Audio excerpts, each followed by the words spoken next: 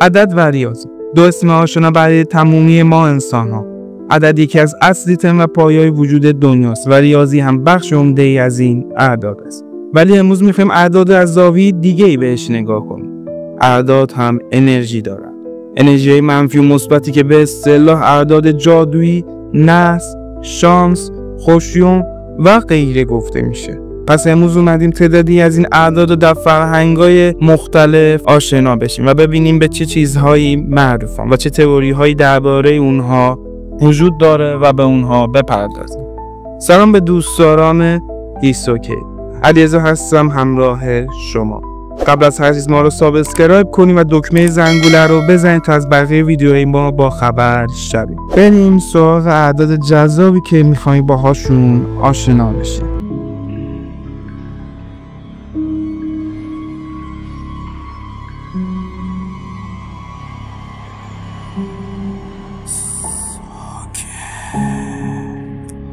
به اولین عددی که می‌خوایم بپردازیم عدد 2 است. عددی که نشان دهنده زوجیتی است و جفت. عدد 2 در ریاضی اولین عدد زوج و همچنین اولین عدد اول است و یکی از پایه‌ها و اساس ریاضیات. و جمع دو عدد 1 که شروع کننده اعداد مثبت است تشکیل میشه. اینها باعث میشه عدد 2 رو در ریاضیات خاص‌تر بدونیم. خب حالا بیایید با این عدد مرموز بیشتر آشنا بشیم. 2 رو باید یکی از خاص‌ترین اعداد خلقت بدونیم، چون خود خدا هم توی کتابهایش به این ماجرا اشاره کرده که ما همه چی رو جفت آفریدیم، یا به عبارت دیگه از هر چیز 2 عدد قرار دادیم. همچنین خیلی از این جفت ها با هم تضادن ولی پایه و اساس هستی هستن، مثل شب و روز، ماه و خورشید، مرد و زن. حتی این پایه و اساس بودن هم در دوران تکنولوژی و در کامپیوترها دیده میشه، چون کدنویسی اولیه‌شون از 0 و 1 هست که این هم از 2 عدد تشکیل میشه.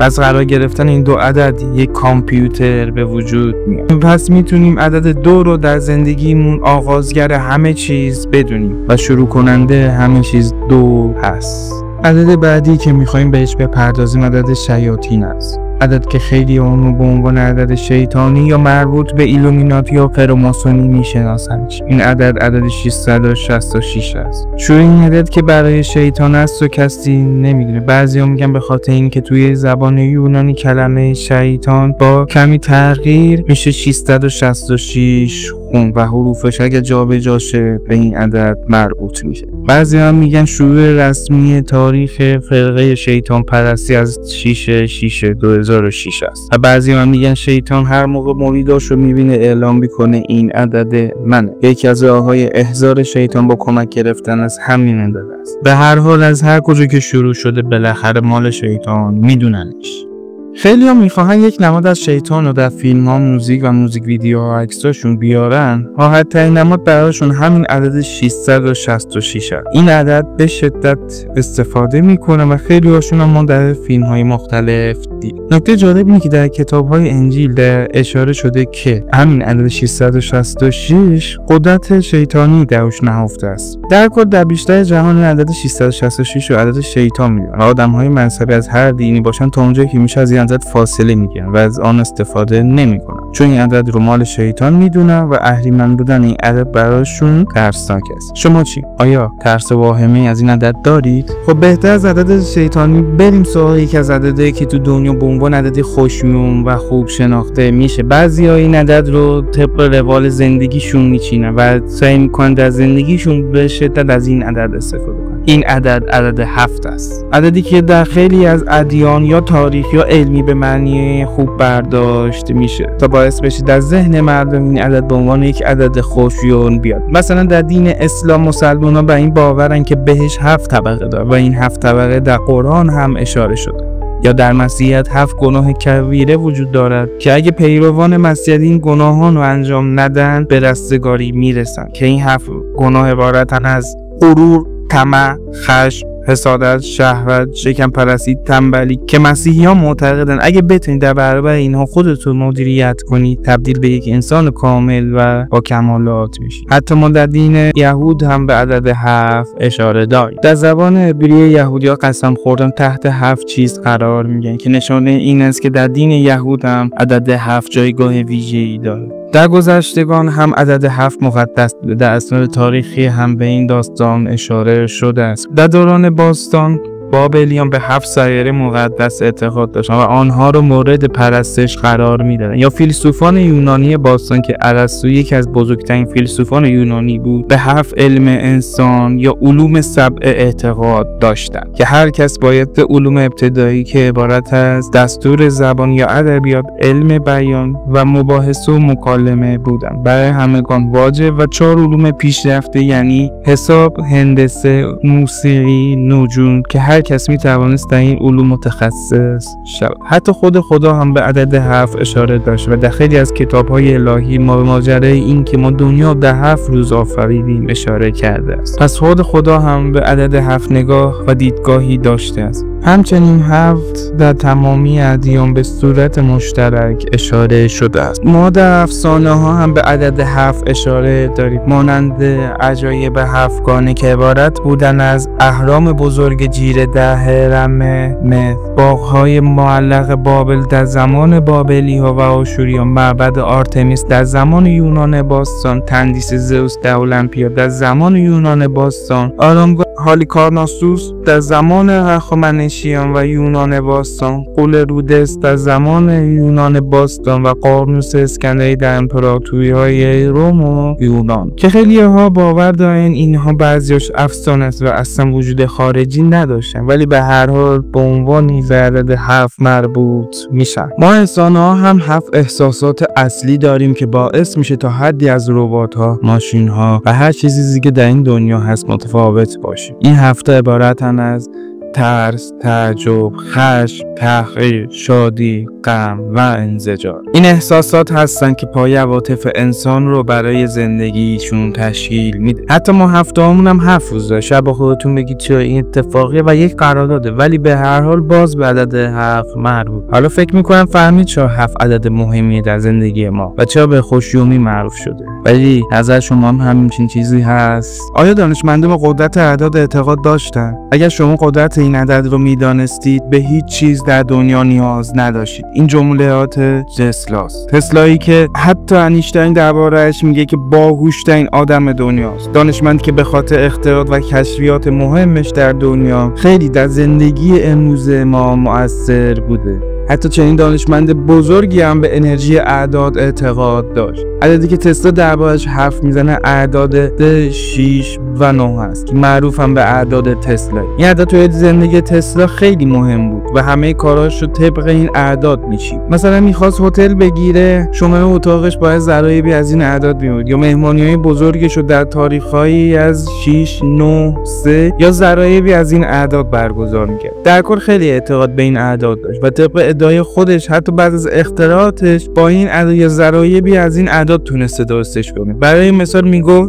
دستگاه زلزله ساز که دستگاهی بود برای تخلیه انرژی پوسته زمین تا جلوی زلزله‌های بزرگتر رو بگیره در حال ساختش بوده، ولی جواب نمیگرفته تا زمانی که فرکانس دستگاه رو 3 برابر ضرایبی از این اعداد میذاشته و جواب گرفت. حالا خود این دستگاه رو تسلا فهمید میتونه چقدر خطرناک باشه، نابودش کرد. زیاد طبق تسلا فهمید میتونه باعث چه زمین لرزه هایی شه، بیخیال این دستگاه شد. حالا از تسلا که بگذریم، خود اعداد 3 6 9 پایه های هندسه هست و میتوان گفت قدرت هندسه این اعداد بنا شده است و حتی این اعداد در ریاضی هم جایگاه ویژه‌ای دارد. عدد بعدی معروف ترین عدد نحس دنیاست، عدد 13 که بیشتر مردم دنیا با هر دین و فرهنگی باشه این عدد رو نحس میدونن، از ایران و خاورمیانه گرفته تا کشورهای اروپایی و آمریکایی و بخش‌هایی از آسیا. این عدد رو نحس میگن و برای اتفاق کم از این عدد استفاده میکنن. برای مثال در کشور آمریکا در برج‌های بلند و ساختمون‌هاشون در اکثرشون طبقه به عنوان عدد 13 وجود نداره، چون بیشتر شرکت‌های سازنده این ساختمون‌ها و مالکاشون میگن هیچ کس حاضر نیست در این واحدها ساکن بشه. خاطر همین از اعداد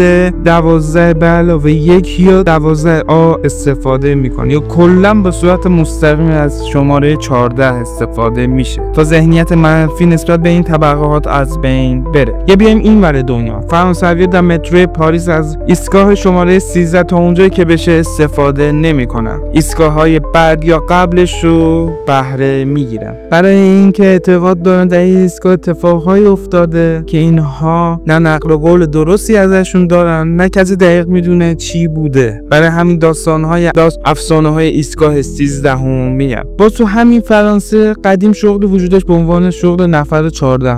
این شخص وظیفه داشت وقتی جمعی 13 نفر میشدن با عنوان نفر 14 وارد جمع بشه تا این جمع نحس بودن در بیاد. خب شاید بگید خیلی از اینها هیچ پایه و اساس دقیقی نداره، پس نحس دونستن از 13 هم اشتباهه. ولی باز برگردیم به گذشته ها که یک اتفاقهایی افتاده که باعث شد تو همین ایران خودمون و قبل از ورود اسلام 13 به در شکل بگیره و باعث شده در ایرانی ها هم 13 نحس باشه. همین روز 13 به دری که ما میریم بیرون، قبل ورود مسلمانان 77,000 ایرانی توسط یهودیان در خانه هاشون کشته شدن. به خاطر همین بود که ما رسم داریم چه روزی میریم بیرون و در طبیعت باشیم، چون اعتقاد نباید در خونه. یا در باور مسیحی‌ها طبق نقاشی شام آخر داوینچی 12 نفر توی شام آخر مسیح بودن و نفر 13 بعداً به اونها اضافه شد. و اون نفر 13 که بود؟ بله، یهودا، کسی که مسیح رو لو داد تا مسیح به صلیب کشیده بشه. یا حادثه آپولو 13. آپولو 13 یکی از سفینه‌ای بود که با مأموریت نشستن روی ماه و تحقیقات خودش رو قرار بود در اونجا انجام بده، ولی به خاطر ترکیدن مخزنش و باعث نابود شدن در فضا و چنین اتفاقی هم در 13 آویل افتاد و هزاران اتفاق دیگه که شاید بهش ربط داد به 13 و باعث میشه که فکر کنی واقعا عدد 13 یک عدد نحس. ولی خب همه مردم در عدد 13 چنین فکری نداره. از بین سلبریتی‌های معروف میشه به تیلور سویفت اشاره کرد، کسی که انقدر به عدد 13 و شانس خودش میدونه که توی مراسمات همیشه صندلی شماره 13 مال اونه، یا توی بعضی از کنسرت‌هاش ببینید که عدد 13 رو دستش نوشته و همیشه سعی میکنه خودش رو با این عدد نشون بده که برای شانس میاد. یا چینی‌ها عدد 13 عدد خوبی برای خودشون میدونن، بماند که خود چینی‌ها هم با عدد 4 مشکل دارن. ولی خب در کل خودتون بستگی داره 13 رو نحس بدونید یا نه. حالا از نحس و انرژی منفی بیایم بیرون، بریم سراغ یک عددی که انرژی خوب داره. این عدد همانند عدد 7 به خوبی یاد میشه. کافی به اصطلاح از عدد نحس 13 یک واحد کم کنیم و به عدد 12 برسیم. عددی که خیلی شبیه عدد 7 هستش و به خاطر اینکه همیشه توی مسائل دینی، فرهنگی، تاریخی و یا حتی مسائل روزمره جایگاه ویژه‌ای واسمون داره و بین مردم برای همین خوشیو یاد میشه. بپردازیم که چرا در دین‌ها و دیدگاه و فرهنگ‌ها این عدد این بود. برای مسئله که میتونیم بپردازیم داستان حضرت یعقوب. حضرت یعقوب 12 پسر داشت که در دل این 12 پسر 12 قبیله ابراهیمی به وجود میاد و همچنین توی قرآن 12مین سوره یوسف. در همه جا از 12 یار مسیح یاد میشه و در شیعیان هم در اکثرشون البته 12 تا امام وجود داره و بهشون اعتقاد داره. در بیشتر آیین‌ها و افسانه‌ها هم به این داستان اشاره شد که اگر میخواهی به رستگاری برسی یا باید 12 تا کار انجام بدی یا 12 تا کار انجام ندی، یا در کل میشه گفت به 12 راه وجود داره تا به این رستگاری برسی. و توی مسائل تاریخی افراد بزرگ و تاثیرگذار تاریخ مانند شاه آرتور که به 12 شوالیه میز شاه آرتور معروفه، یا هیتلری که همیشه مهمترین ارتش خودش یعنی SS رو با 12 فرمانده قرار میداد. ولی مسائل 12 به همین مسائل تاریخی و دینی یا مذهبی مربوط نمیشه. ما الان هم توی روزمرگیمون از 12 یاد میشه.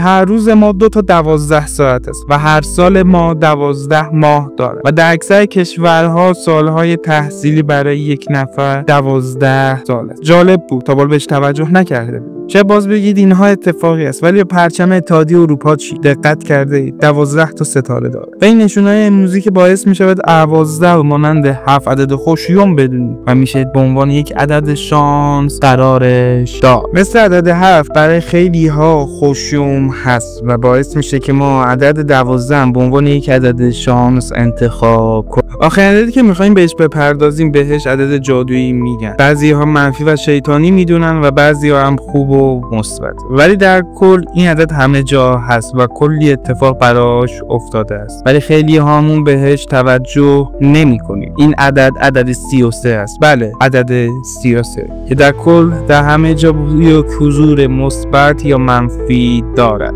مثل همیشه اول بپردازیم توی مذهب و تاریخ ببینیم کجاهای این عدد بوده. حضرت مسیح در 33 سالگی به صلیب کشیده شد و همچنین 33 تا معجزه داره. حضرت داوود 33 سال در اورشلیم حکومت کرد و معبد پسرش یعنی معبد سلیمان هم 33 سال برپا بود و بعدش تخریب شد. تسبیح مسلمان 33 دانه دارد و بر این باورند که اگر بهش راه پیدا کنید در سن 33 سالگی باقی خواهی موند و در این سن در اونجا زندگی می‌کنید. مردم مصر باستان 33 تا فرامنه مختلف داشتن و در کل 33 تا فرامنه براشون حکومت کرد. اسکندر با اون همه فتوحاتش در 33 سالگی مرد. فکر کن نصف دنیا فتح کنی، قدرتمندترین حکومت زمانی خود یعنی هخامنشیان شکست بدی ولی در 33 سالگی بمیری. عجب. شمارش عمر یهودیان که روزهای مقدسی براشون و اعمالهای خاصی در این 33 روز باید انجام بدن براشون هم اهمیت به شدت زیادی داره این اعمال در عدد 33. ولی عدد 33 همینجا تموم نمیشه. در علم هم جایگاه خاصی برای خودش داره. مثل جنین که در هفته 33 به بعد شروع به رویا دیدن میکنه، یا یک کودک که اول 33 تا مهره داره و به مرور که بزرگ میشه تبدیل به 26 مهره. فاصله سالهای شمسی و قمری 33 سال است و ساعت سال تحویل هر 33 سال یک بار دوباره تکرار میشه. حتی عدد 33 در سازمان ملل هم وجود داره. در پرچم سازمان ملل های زیتونی که بشماری 33 عدد ازش هست و در فرق فراماسونی هم بالاترین درجه 33 است و مهمترین رتبه است براشون و با احترام و با عزت بالایی در این فرقه میرسید. حالا شما بگید که عددی هست که برای شما خوب یا بد باشه، یا عدد شانس یا عدد نحس شما باشه. من امروز هم یکی از این عددو توی فیلمم تستش کردم که ببینیم واقعا چنین تئوری هایی که میگم به واقعیت نزدیک است یا نیست. ممنون که تا اینجا ویدیو همراه ما بودی. ما رو حتما سابسکرایب کنید و لایک و کامنت فراموش نشه تا ویدیوها و تئوری های جدید مراقب خودتون باشید. پیروز و موفق.